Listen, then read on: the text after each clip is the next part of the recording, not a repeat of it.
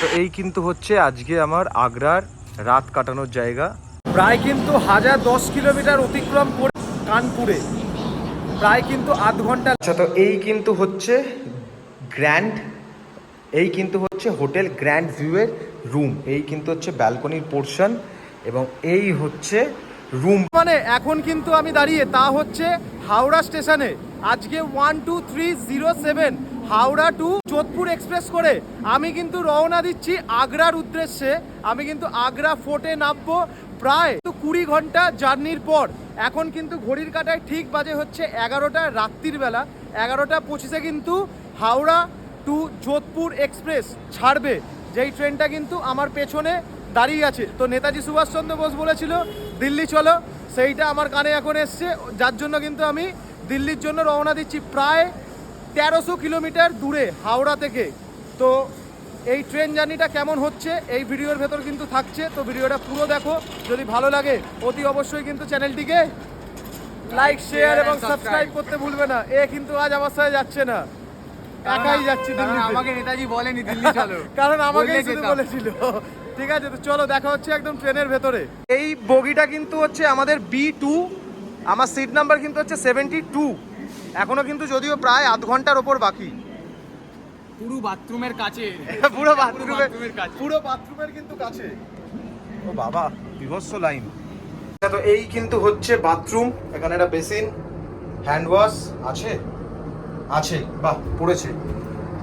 এখানে কিন্তু Indian toilet আছে এবং এখানে ফ্ল্যাশ করারও জায়গা আছে এবং এখানে কিন্তু আমি আছি। এই বাথরুমটা প্রায় 20 ঘন্টার জন্য আমার সাথী। এখন ঘড়ির কাঁটায় এখন কিন্তু ঠিক 11:25 এবং আমরা কিন্তু রওনা দিলাম 12307 করে হাওড়া টু যোধপুর এক্সপ্রেস করে আগ্রা ফোর্টের উদ্দেশ্যে। তো এখন কিন্তু 11:25, কিন্তু একদম ঠিক টাইমে ছেড়ে দিয়েছে। এই কিন্তু এখন সবে ট্রেন ছাড়লো আস্তে আস্তে করে হাওড়া থেকে। প্রায় 1300 কিলোমিটার কিন্তু এই ট্রেনটাই কিন্তু আমার সাথী এখন। তো হাওড়াকে বিদায় জানিয়ে কিন্তু এখন আগ্রার উদ্দেশ্যে। আচ্ছা, তো ফাইনালি কিন্তু আমি আমার সিট পেয়ে গেছি।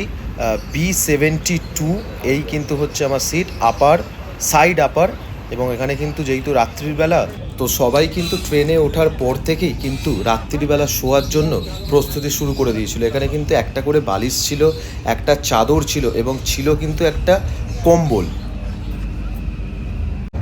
ট্রেন কিন্তু ছেড়ে দিয়েছে প্রায় 10-15 মিনিট হয়েছে এবং ট্রেনের গতি কিন্তু প্রায় 100 থেকে 110 কিলোমিটার পার আওয়ার। আর এখানে কিন্তু সবাই কিন্তু লাইট নিভিয়ে একদম কিন্তু ঘুমের জন্য পুরো রেডি। তো চলো সবাইকে কিন্তু শুভরাত্রি, সুপ্রভাত সবাইকে। এখন কিন্তু ঘড়ির কাঁটায় প্রায় 6:30 বাজে। আমরা কিন্তু জাস্ট গয়া জাংশন ক্রস করলাম। রাত্রির বেলা ঘুম দারুণ হয়েছে আর ঘুমের মধ্যেই কিন্তু ট্রেনটি প্রায় 500 কিলোমিটার অতিক্রম করে ফেলেছে। আমাদের গন্তব্য কিন্তু হচ্ছে আগ্রা ফোর্ট, যেটা কিন্তু পৌঁছবো এখন যেরকম ভোরবেলা 6:30 প্রায় বাজে, 6:20 মতন। আমরা কিন্তু পৌঁছবো এটা সন্ধেবেলা 7:40। প্রায় কিন্তু এখনও 12 ঘন্টা এই ট্রেনটাই কিন্তু আমার সাথী। তো ট্রেনটা কিন্তু আবার জাস্ট ছাড়ছে। এবার সকাল হয়েছে, ট্রেনে সকাল মানেই কিন্তু বাথরুমে বিভৎস পরিমাণের লাইন এবং জল নিয়ে ঝামেলা। তো সেইটাও একটুখানি দেখতে হবে, তারপর কিন্তু ব্রেকফাস্টও করতে হবে। তো চলো, তাই কিন্তু ট্রেন কিন্তু ছেড়ে দিয়েছে।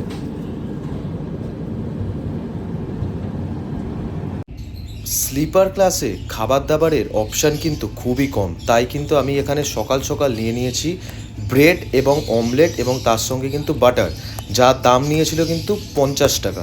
এখানে কিন্তু দুটো ব্রেড আছে, একটা কেচাপ আছে, একটা কিন্তু বাটার আছে এবং কিন্তু ডবল ডিমের একটা অমলেট আছে।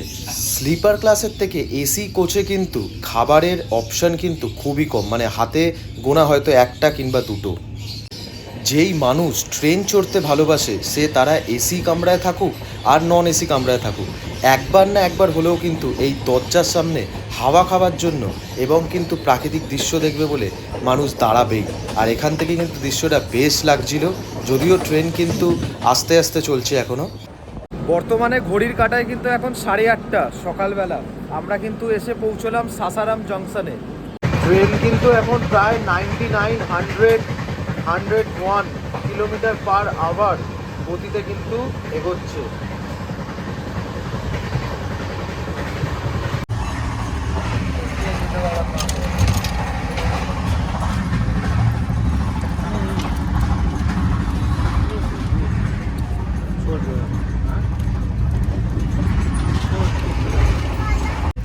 এখানে কিন্তু আইআরসিটিসির চা পাওয়া যাচ্ছে। চায়ের দাম কিন্তু হচ্ছে 20 টাকা এবং কফি কিন্তু হচ্ছে 30 টাকা। এখন কিন্তু খুব সহজেই আপনি কিন্তু নিজের পছন্দের রেস্টুরেন্ট থেকে কিন্তু ট্রেনে বসে দুপুরবেলা কিন্তু লাঞ্চ কিংবা রাত্রিবেলা কিন্তু ডিনার খুব সহজেই কিন্তু অর্ডার করে ফেলতে পারবেন। আপনার কাছে যদি পিএনআর নাম্বার থাকে টিকিটের, নানা রকমের অ্যাপ দিয়েই কিন্তু এই খাবার অর্ডার করা যায়। তো আমি কিন্তু করেছিলাম হচ্ছে মেক মাই ট্রিপে গিয়ে কিন্তু এখানে পিয়ানার নাম্বারটা দিলেই ওখানে কিন্তু কোন কোন জাংশন থেকে আপনারা খাবার অর্ডারটা নিতে পারবেন সেটা কিন্তু এখানে ওরা দেখিয়ে দেবে।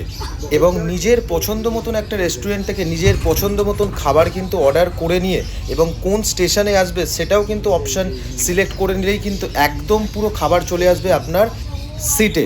ঘড়ির কাঁটায় কিন্তু এখন 11টা 5। আমরা কিন্তু নামলাম মির্জাপুরে। সেই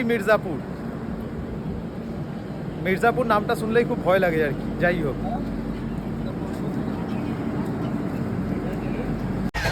এখন কিন্তু প্রায় 11:30 বাজে এবং ট্রেনের যারা হাউসকিপাররা আছে তারা কিন্তু অলরেডি এখানে মানে পরিষ্কার করা, অর্থাৎ যা চিপসের প্যাকেট হোক কি বিস্কুটের প্যাকেট হোক সব কিন্তু পরিষ্কার করতে অলরেডি শুরু করে দিয়েছে।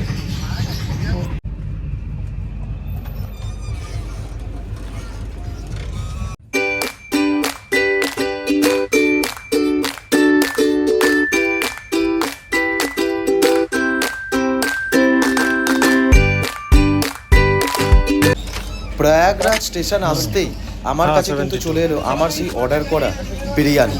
এই ব্যাপারটা কিন্তু খুবই সোজা, আপনারাও কিন্তু একবার ট্রাই করে দেখতে পারেন যে ট্রেনে খাবার কিভাবে অর্ডার করে খাবেন। ओटीपी नहीं लगेगा? फोन आएगा दे दीजिए। हाँ, कंपनी से फोन आएगा दे दीजिए। अच्छा।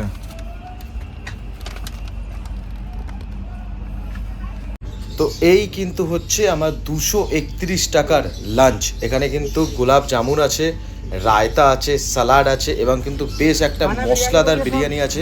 জানি না বিরিয়ানিটা কেমন খেতে হবে। এবং এই কিন্তু হচ্ছে চিকেনের পিস, এরকম কিন্তু 2 পিস চিকেন থাকবে। এই বিরিয়ানিটাও কিন্তু মনটা আমার খুব একটা খুশি করতে পারলো না দুপুরবেলা লাঞ্চে, তাই কিন্তু লাঞ্চ করার 1-1.5 ঘন্টা পর নিয়ে নিলাম হচ্ছে 30 টাকায় 3 পিস সিঙ্গারা কিন্তু খেতে ছিল বেশ। ফাইনালি কিন্তু 1300 কিলোমিটারের যাত্রা আমার কিন্তু আগ্রা ফোর্টে এসে শেষ হলো। এই কিন্তু ট্রেন দাঁড়িয়ে আমি কিন্তু এখন যাচ্ছি মেন রাস্তায়। আমার হোটেল অলরেডি বুক করা আছে। তো এই হচ্ছে ব্যাপার। তো চলো একদম দেখা হচ্ছে কিন্তু হোটেলে। বেশ সুন্দর অভিজ্ঞতা, বেশ ভালো লাগলো।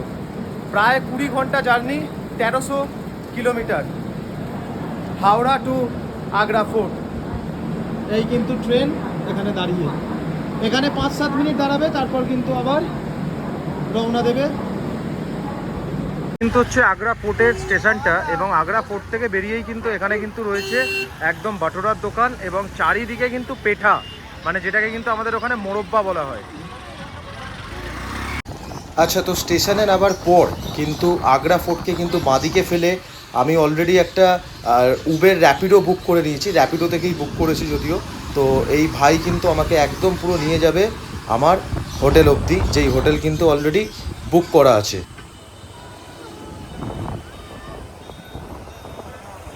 তো এই কিন্তু হচ্ছে আজকে আমার আগ্রার রাত কাটানোর জায়গা, হোটেল গ্র্যান্ড ভিউ। তো চলো ভেতরে কিন্তু এবার যাওয়া যাক।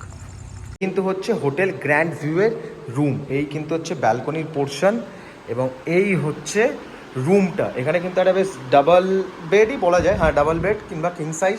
এখানে একটা খুব সুন্দর একটা সোফা আছে এবং এখানে কিন্তু একটা এরকম একটা ড্রয়ার আছে।